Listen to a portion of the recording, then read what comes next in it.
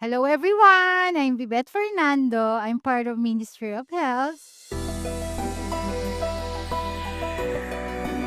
Gusto ko lang i-share yung journey namin bilang mag-asawa. How do I submit myself as a wife para sa kanya. Last year, month of July, I decided to agree na sa gusto ng husband ko na doon na kami tumira sa Pasay. Yun yung part niya sa family niya na bahay.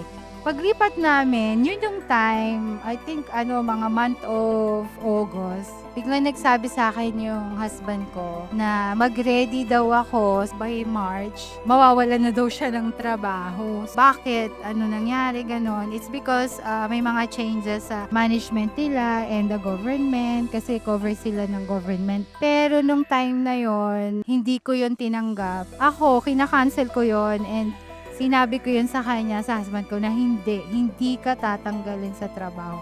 Kailangan ka ng airport, hindi ka matatanggal. Paulit-ulit yun na dinideclare ko yun. Kahit tulog siya, binibless ko yung hand niya, binibless ko siya na kailangan ka ng airport. Hindi. Kasi 18 years na siya sa work niya na yun. And for 18 years, kabisado niya na lahat yung proseso dun sa work niya. Kahit anong mga kwento niya dyan na ang gulo-gulo na daw, ganyan. Nag-continue lang ako na hindi siya mapapasama doon sa matatanggal.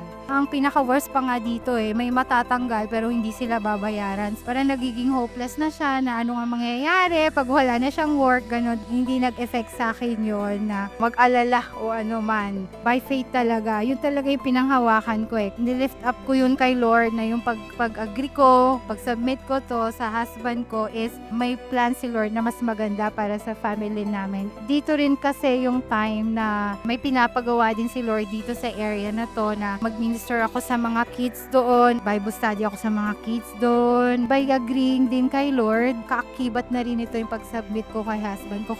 And then month of December, magko-continue na si Jack sa work. Hindi siya maaalis, kundi magkakaroon lang ng changes. Thank you Lord. Nagkaroon din siya ng salary increase dun sa bagong management. Yung pa yung time na gusto kong mag-join na sa renewal of vows. Before kasi iniisip ko may payment, ganyan.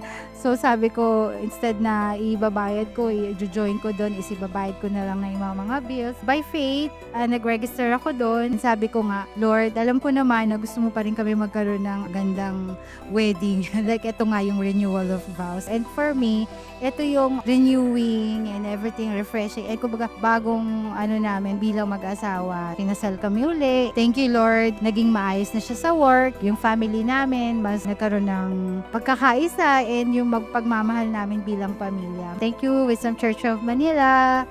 Thank you, Lord. Thank you, Jesus.